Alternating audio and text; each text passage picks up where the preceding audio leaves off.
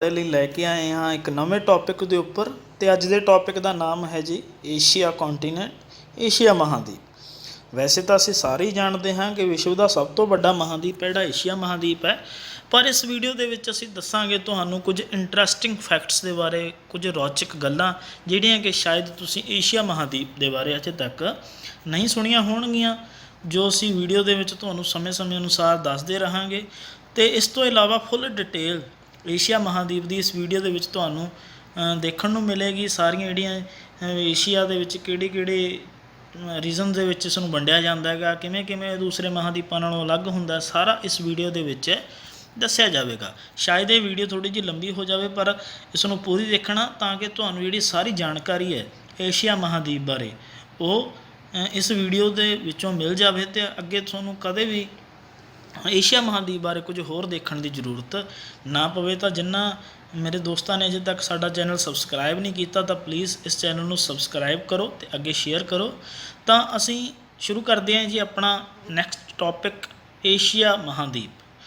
ਤਾਂ ਏਸ਼ੀਆ ਮਹਾਂਦੀਪ ਬਾਰੇ ਪਹਿਲਾਂ ਕੁਝ ਗੱਲਾਂ ਅਸੀਂ ਦੇਖਦੇ ਹਾਂ ਜੀ। ਏਸ਼ੀਆ ਮਹਾਂਦੀਪ ਜਿਵੇਂ ਕਿ ਅਸੀਂ ਜਾਣਦੇ ਹਾਂ ਕਿ ਖੇਤਰਫਲ ਪੱਖੋਂ ਅਤੇ ਜਨਸੰਖਿਆ ਪੱਖੋਂ ਜਿਹੜਾ ਵਿਸ਼ਵ ਦਾ ਸਭ ਤੋਂ ਵੱਡਾ ਮਹਾਂਦੀਪ ਹੈ ਉਹ ਏਸ਼ੀਆ ਮਹਾਂਦੀਪ ਹੈ। ਇਸ ਦੇ ਵਿੱਚ ਸਭ ਤੋਂ ਜ਼ਿਆਦਾ ਜਨਸੰਖਿਆ ਦੂਸਰੇ ਮਹਾਂਦੀਪਾਂ ਨਾਲੋਂ ਪਾਈ ਜਾਂਦੀ ਹੈ ਅਤੇ ਖੇਤਰ ਵੀ ਇਸ ਦੇ ਕੋਲ ਜ਼ਿਆਦਾ ਹੈ। ਦੇਸ਼ਾਂ ਦੀ ਗਿਣਤੀ ਦੀ ਗੱਲ ਕਰੀਏ ਤਾਂ 48 ਜਿਹੜੇ ਦੇਸ਼ ਨੇ ਉਹ ਏਸ਼ੀਆ ਮਹਾਂਦੀਪ ਦੇ ਵਿੱਚ ਪਾਏ ਜਾਂਦੇ ਨੇ।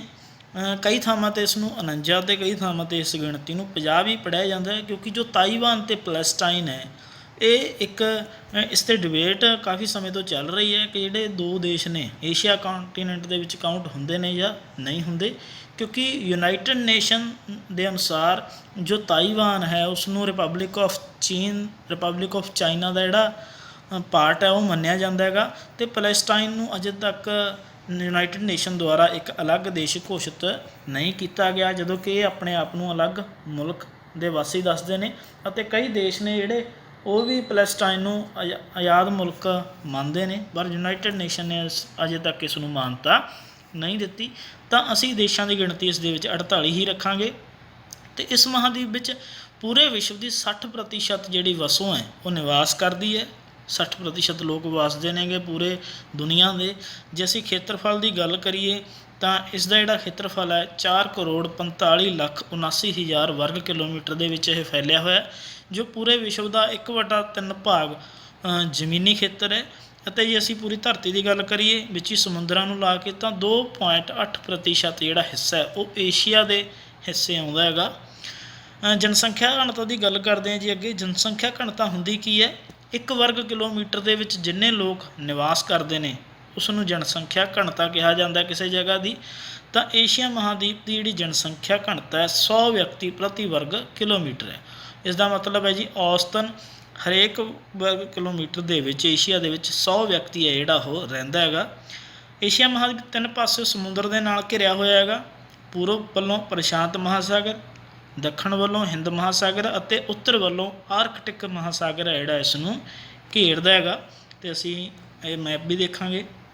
ਇਹ ਦੇਖੋ ਜੀ, ਜਿਹੜਾ ਪੂਰਬ ਵਾਲਾ ਹਿੱਸਾ ਇੱਥੇ ਪੈਸੀਫਿਕ ਓਸ਼ਨ, ਪ੍ਰਸ਼ਾਂਤ ਮਹਾਸਾਗਰ, ਦੱਖਣ ਵਿੱਚੋਂ ਇੰਡੀਅਨ ਓਸ਼ਨ ਹੈ ਜਿਹੜਾ, ਅਤੇ ਉੱਤਰ ਵਿੱਚੋਂ ਆਰਕਟਿਕ ਸਾਗਰ ਹੈ ਇਸ ਨੂੰ ਘੇਰਦਾ ਹੈ। ਅਤੇ ਜੇ ਅਸੀਂ ਇਸ ਦੇ ਪੱਛਮ ਦੀ ਗੱਲ ਕਰੀਏ ਤਾਂ ਪੱਛਮ ਦੇ ਵਿੱਚ ਇਸ ਦੇ ਨਾਲ ਜਿਹੜੇ 2 ਕੰਟੀਨੈਂਟ ਨੇ ਅਫਰੀਕਾ ਅਤੇ ਯੂਰਪ ਲੱਗਦੇ ਨੇ। ਅਤੇ ਜੇ ਇਸ ਦਾ ਨਾਰਥ ਈਸਟ ਦੀ ਗੱਲ ਕਰੀਏ ਤਾਂ ਆਰਕਟਿਕ ਓਸ਼ਨ ਕੋਲ ਦੇਖਾਂਗੇ ਕਿਹੜਾ ਨਾਰਥ ਅਮੈਰੀਕਾ ਕੰਟੀਨੈਂਟ ਹੈ ਇਸ ਦੇ ਨਾਲ ਬਾਉਂਡਰੀ ਬਣਾਉਂਦਾ ਹੈਗਾ। ਅੱਗੇ ਇਹਨਾਂ ਦੀ ਗੱਲ ਕਰਾਂਗੇ ਅਸੀਂ ਤਾਂ ਥੱਲੇ ਜੇ ਅਸੀਂ ਸਾਊਥ ਦੀ ਗੱਲ ਕਰੀਏ, ਸਾਊਥ ਈਸਟ ਦੀ, ਤਾਂ ਓਸ਼ੀਨੀਆ ਦੇ ਨਾਲ ਵੀ ਜਿਹੜੀ ਇਸ ਦੀ ਬਾਉਂਡਰੀ ਹੈ ਉਹ ਬਣਦੀ ਹੈਗੀ। ਇਸ ਦੇ ਬਾਰੇ ਅਸੀਂ ਵੀਡੀਓ ਦੇ ਵਿੱਚ ਹੀ ਡਿਟੇਲ ਦੇ ਵਿੱਚ ਜਾਣਾਂਗੇ ਕਿ ਕਿਹੜੀਆਂ ਚੀਜ਼ਾਂ ਨੇ ਜਿਹੜੀਆਂ ਇਸ ਨੂੰ ਅਲੱਗ ਕਰਦੀਆਂ ਨੇ ਦੂਸਰੇ ਮਹਾਂਦੀਪਾਂ ਨਾਲੋਂ। ਅਤੇ ਇਸ ਦੀ ਸਥਾਂਤੀ ਅਤੇ ਦਿਸ਼ਾਂਤਰੀ ਸਥਿਤੀ ਦੀ ਅਸੀਂ ਗੱਲ ਕਰਦੇ ਹਾਂ। ਗਲੋਬ ਦੇ ਉੱਪਰ ਇਸ ਦੀ ਕੀ ਸਥਿਤੀ ਹੈ? ਤਾਂ ਜੋ ਏਸ਼ੀਆ ਹੈ, ਅਕਸ਼ਾਂਸ਼ ਸੀ ਵਿਸਤਾਰ ਅਸੀਂ ਇਸ ਦਾ ਦੇਖੀਏ, ਲੈਟੀਟਿਊਡਨਲ ਐਕਸਟੈਂਟ ਦਾ ਦੇਖੀਏ ਤਾਂ ਇਹ ਨੀਚੇ ਤੋਂ 105 ਡਿਗਰੀ ਦੱਖਣ ਤੋਂ ਸ਼ੁਰੂ ਹੁੰਦਾ ਹੈ ਜੀ। ਓਸ਼ੀਨੀਆ ਦੀ ਜਿਹੜੀ ਸੀਮਾ ਉੱਥੋਂ ਹੀ ਸ਼ੁਰੂ ਹੁੰਦਾ। ਈਸਟ ਤੈਮੂਰ ਲਿਖਿਆ ਹੋਇਆ ਜੀ ਨੀਚੇ, ਤੁਸੀਂ ਡਿਟੇਲ ਦੇ ਵਿੱਚ ਦੇਖੋ ਥੋੜ੍ਹਾ ਜਿਹਾ, ਇੱਥੋਂ ਸ਼ੁਰੂ ਹੁੰਦਾ ਹੈਗਾ ਅਤੇ ਉੱਪਰ ਤੱਕ ਰਸ਼ੀਅਨ ਫੈਡਰੇਸ਼ਨ ਤੱਕ ਜਾਂਦਾ ਹੈਗਾ ਅਤੇ 80 ਡਿਗਰੀ ਉੱਤਰ ਤੱਕ ਫੈਲਿਆ ਹੋਇਆ ਹੈਗਾ। ਅਤੇ ਜਿਹੜਾ ਦੇਸ਼ਾਂਤਰੀ ਇਸ ਦਾ ਵਿਸਥਾਰ ਹੈ ਉਹ ਪੂਰਬ ਤੋਂ ਲੈ ਕੇ 25 ਡਿਗਰੀ ਪੂਰਬ ਤੋਂ ਲੈ ਕੇ 170 ਡਿਗਰੀ ਪੱਛਮ ਤੱਕ ਇਹ ਜਿਹੜਾ ਮਹਾਂਦੀਪ ਆ ਉਹ ਫੈਲਿਆ ਹੋਇਆ। ਅੱਗੇ ਗੱਲ ਕਰਦੇ ਹਾਂ ਜੀ ਇਸ ਦੀਆਂ ਕੁਝ ਹੋਰ ਵਿਸ਼ੇਸ਼ਤਾਵਾਂ ਦੀ। ਇਸ ਮਹਾਂਦੀਪ ਦੇ ਵਿੱਚ ਜਿਹੜੇ 5 ਦੇਸ਼ ਨੇ, ਜਾਰਜੀਆ, ਅਜ਼ਰਬੈਜਾਨ, ਰੂਸ, ਕਜ਼ਾਕਿਸਤਾਨ ਅਤੇ ਤੁਰਕੀ, ਇਹਨਾਂ ਨੂੰ ਅੰਤਰ ਮਹਾਂਦੀਪੀ ਦੇਸ਼ ਕਿਹਾ ਜਾਂਦਾ, ਟਰਾਂਸਕੌਂਟੀਨੈਂਟਲ ਕੰਟਰੀਜ਼ ਕਿਹਾ ਜਾਂਦਾ। ਇਸ ਦਾ ਕਾਰਨ ਇਹ ਹੈ ਕਿ ਇਹਨਾਂ ਦੇਸ਼ਾਂ ਦੀ ਜਿਹੜੀ ਜ਼ਮੀਨ ਹੈ ਉਹ ਕਾਫੀ ਮਾਤਰਾ ਦੇ ਵਿੱਚ ਏਸ਼ੀਆ ਦੇ ਵਿੱਚ ਪਾਈ ਜਾਂਦੀ ਹੈ, ਪਰ ਥੋੜ੍ਹੀ ਜਿਹੀ ਜ਼ਮੀਨ ਇਹਨਾਂ ਦੀ ਯੂਰਪ ਮਹਾਂਦੀਪ ਦੇ ਵਿੱਚ ਵੀ ਪਾਈ ਜਾਂਦੀ ਹੈ। ਇਸ ਕਰਕੇ ਇਹ ਦੋਨਾਂ ਜਿਹੜੇ ਕੰਟੀਨੈਂਟਸ ਦੇ ਵਿੱਚ ਲਾਈ ਕਰਦੇ ਨੇ। ਇਸ ਕਰਕੇ ਇਹਨਾਂ 5 ਕੰਟਰੀਜ਼ ਨੂੰ ਟਰਾਂਸਕੌਂਟੀਨੈਂਟਲ ਕੰਟਰੀਜ਼ ਕਿਹਾ ਜਾਂਦਾ ਹੈਗਾ। ਅੱਗੇ ਅਸੀਂ ਗੱਲ ਕਰਦੇ ਹਾਂ ਜੀ ਏਸ਼ੀਆ ਮਹਾਂਦੀਪ ਦੀਆਂ ਬਾਊਂਡਰੀਜ਼ ਬਾਰੇ। ਦੂਸਰੇ ਜਿਹੜੇ ਮਹਾਂਦੀਪਾਂ ਤੋਂ ਕਿਸ ਤਰ੍ਹਾਂ ਨਾਲ ਅਲੱਗ ਹੁੰਦਾ, ਕਿਹੜੀਆਂ ਕਿਹੜੀਆਂ ਚੀਜ਼ਾਂ ਇਸ ਨੂੰ ਅਲੱਗ ਕਰਦੀਆਂ ਨੇ। ਤਾਂ ਸਭ ਤੋਂ ਪਹਿਲਾਂ ਏਸ਼ੀਆ ਅਤੇ ਅਫਰੀਕਾ ਦੀ ਗੱਲ ਕਰਾਂਗੇ ਜੀ ਅਸੀਂ। ਏਸ਼ੀਆ ਅਤੇ ਅਫਰੀਕਾ ਮਹਾਂਦੀਪ ਨੂੰ ਕਿਹੜੀਆਂ ਕਿਹੜੀਆਂ ਚੀਜ਼ਾਂ ਅਲੱਗ ਕਰਦੀਆਂ ਨੇ। ਤਾਂ ਏਸ਼ੀਆ ਮਹਾਂਦੀਪ ਨੂੰ ਅਫਰੀਕਾ ਨਾਲੋਂ ਲਾਲ ਸਾਗਰ, ਜਿਸ ਨੂੰ ਅਸੀਂ ਰੈੱਡ ਸੀ ਕਹਿ ਦਿੰਦੇ ਹਾਂ, ਸਵੇਜ ਦੀ ਖਾੜੀ, ਗਲਫ ਆਫ ਸਵੇਜ ਨਹਿਰ, ਇਹ 3 ਜਿਹੜੀਆਂ ਨੇ ਚੀਜ਼ਾਂ ਉਹ ਵਾਟਰ ਬੋਡੀਜ਼ ਅਲੱਗ ਕਰਦੀਆਂ ਨੇਗੀਆਂ ਅਫਰੀਕਾ ਮਹਾਂਦੀਪ ਨਾਲੋਂ। ਮੈਪ ਦੇ ਵਿੱਚ ਅਸੀਂ ਦੇਖਾਂਗੇ ਇਹ ਵਾਲਾ ਪਾਰਟ ਹੈ, ਦੇਖੋ ਜੀ ਰੈੱਡ ਸੀ। ਉਸ ਤੋਂ ਬਾਅਦ ਇਜਿਪਟ ਦੇ ਜਿਹੜਾ ਕੋਲ ਗਲਫ ਹੈਗੀ ਸਵੇਜ ਗਲਫ, ਅਤੇ ਆਹ ਬਿਲਕੁਲ ਬਾਊਂਡਰੀ ਦੇ ਵਿੱਚ ਆਹ ਬਲੂ ਇੱਕ ਲਾਈਨ ਜੀ ਹੈ, ਇਹ ਸਵੇਜ ਨਹਿਰ ਹੈ, ਸਵੇਜ ਕਨਾਲ ਹੈ। ਇਹ 3 ਚੀਜ਼ਾਂ ਅਫਰੀਕਾ ਮਹਾਂਦੀਪ ਨੂੰ ਏਸ਼ੀਆ ਨਾਲੋਂ ਅਲੱਗ ਕਰਦੀਆਂ ਨੇ। ਅਤੇ ਇੱਥੇ ਦੇਖਣਾ ਇਹ ਹੋਵੇਗਾ, ਇੱਕ ਇੰਟਰਸਟਿੰਗ ਇਹਦੇ ਵਿੱਚ ਚੀਜ਼ ਤੁਹਾਨੂੰ ਇਹ ਦੱਸ ਦਿੰਦੇ ਹਾਂ ਕਿ ਜੋ ਇਜਿਪਟ ਜਿਹੜਾ ਦੇਸ਼ ਹੈਗਾ ਇਹ ਅਫਰੀਕਾ ਮਹਾਂਦੀਪ ਦੇ ਵਿੱਚ ਪਾਇਆ ਜਾਂਦਾ। ਇਜਿਪਟ ਕੰਟਰੀ ਹੈ ਜਿਹੜਾ ਜ਼ਿਆਦਾਤਰ, ਪਰ ਇਸ ਦਾ ਜਿਹੜਾ ਇੱਕ ਹਿੱਸਾ ਸਿਨਾਈ ਪੈਨਿਨਸੂਲਾ, ਇਹ ਗ੍ਰੀਨ ਕਲਰ ਦੇ ਵਿੱਚ ਤੁਸੀਂ ਦੇਖੋ, ਸਿਨਾਈ ਪ੍ਰਾਇਦੀਪ, ਇਹ ਏਸ਼ੀਆ ਦੇ ਵਿੱਚ ਪਾਇਆ ਜਾਂਦਾ ਹੈਗਾ। ਇਹ ਇਸ ਦਾ ਇੱਕ ਹਿੱਸਾ ਏਸ਼ੀਆ ਦੇ ਵਿੱਚ ਪਾਇਆ ਜਾਂਦਾ ਹੈਗਾ। ਤਾਂ ਅੱਗੇ ਅਸੀਂ ਗੱਲ ਕਰਦੇ ਹਾਂ ਜੀ ਏਸ਼ੀਆ ਅਤੇ ਯੂਰਪ ਦੀ ਸੀਮਾ ਬਾਰੇ। ਏਸ਼ੀਆ ਅਤੇ ਯੂਰਪ ਦੋਨੋਂ ਅਸੀਂ ਜਾਣਦੇ ਹਾਂ ਕਿ ਇੱਕੋ ਹੀ ਟੈਕਟੋਨਿਕ ਪਲੇਟ ਦੇ ਉੱਤੇ ਸਥਿਤ ਨੇ ਅਤੇ ਦੋਨਾਂ ਨੂੰ ਸੰਯੁਕਤ ਰੂਪ ਦੇ ਵਿੱਚ Asia plus Europe plus Eurasia ਕਿਹਾ ਜਾਂਦਾ ਹੈਗਾ। ਅਤੇ ਅਸੀਂ ਗੱਲ ਕਰੀਏ ਇਸ ਦੀਆਂ ਬਾਊਂਡਰੀਜ਼ ਬਾਰੇ, ਤਾਂ ਏਸ਼ੀਆ ਨੂੰ ਯੂਰਪ ਨਾਲੋਂ ਪੱਛਮ ਵੱਲੋਂ ਯੂਰਾਲ ਪਰਬਤ, ਕੈਸਪੀਅਨ ਸਾਗਰ, ਕੋਕੇਕਸਸ ਪਰਬਤ ਅਤੇ ਕਾਲਾ ਸਾਗਰ, ਇਹ 4 ਜਿਹੜੀਆਂ ਚੀਜ਼ਾਂ ਨੇ ਅਲੱਗ ਕਰਦੀਆਂ ਨੇ। ਇੱਧਰ ਤੁਸੀਂ ਦੇਖੋ ਜੀ, ਜ਼ੂਮ ਕਰਕੇ ਅਸੀਂ ਦੇਖਦੇ ਹਾਂ ਥੋੜ੍ਹਾ ਜਿਹਾ। ਏਸ਼ੀਆ ਇਹ ਯੂਰਾਲ ਮਾਊਂਟੇਨਸ ਨੇ ਈਸਟ ਵੱਲ, ਇਹ ਗ੍ਰੀਨ ਕਲਰ ਦੇ ਵਿੱਚ ਯੂਰਪ ਦਿਖਾਇਆ ਹੋਇਆ, ਅਤੇ ਬਾਕੀ ਸਾਰਾ ਏਸ਼ੀਆ ਹੈਗਾ। ਇੱਧਰ ਅਫਰੀਕਾ, ਯੂਰਾਲ ਮਾਊਂਟੇਨਸ ਬਾਊਂਡਰੀ ਬਣਾਉਂਦੇ ਨੇ, ਨੀਚੇ ਕੈਸਪੀਅਨ ਸਾਗਰ ਹੈ ਜਿਹੜਾ ਇਹ ਬਾਊਂਡਰੀ ਬਣਾਉਂਦਾ ਹੈਗਾ, ਅਤੇ ਜਿਹੜਾ ਕੋਕੇਕਸਸ ਮਾਊਂਟੇਨ ਹੈ ਇਹ ਵੀ ਇੱਕ ਬਾਊਂਡਰੀ ਬਣਾਉਣਾ। ਉਸ ਤੋਂ ਬਾਅਦ ਜਿਹੜਾ ਬਲੈਕ ਸੀ ਹੈ, ਕਾਲਾ ਸਾਗਰ, ਇਹ ਵੀ ਏਸ਼ੀਆ ਅਤੇ ਯੂਰਪ ਦੀ ਬਾਊਂਡਰੀ ਬਣਾਉਂਦਾ ਹੈਗਾ। ਤਾਂ ਇਹ 4 ਚੀਜ਼ਾਂ ਏਸ਼ੀਆ ਨੂੰ ਯੂਰਪ ਨਾਲੋਂ ਅਲੱਗ ਕਰਦੀਆਂ ਨੇ। ਅੱਗੇ ਅਸੀਂ ਗੱਲ ਕਰਾਂਗੇ ਜੀ ਏਸ਼ੀਆ ਅਤੇ ਓਸ਼ੀਨੀਆ ਬਾਰੇ, ਜਿਸ ਨੂੰ ਅਕਸਰ ਅਸੀਂ ਆਸਟ੍ਰੇਲੀਆ ਪੜ੍ਹਦੇ ਹਾਂ, ਬਾਰੇ ਹੈ ਅਸਲ ਦੇ ਵਿੱਚ ਓਸ਼ੀਨੀਆ ਦਾ ਇੱਕ ਪਾਰਟ।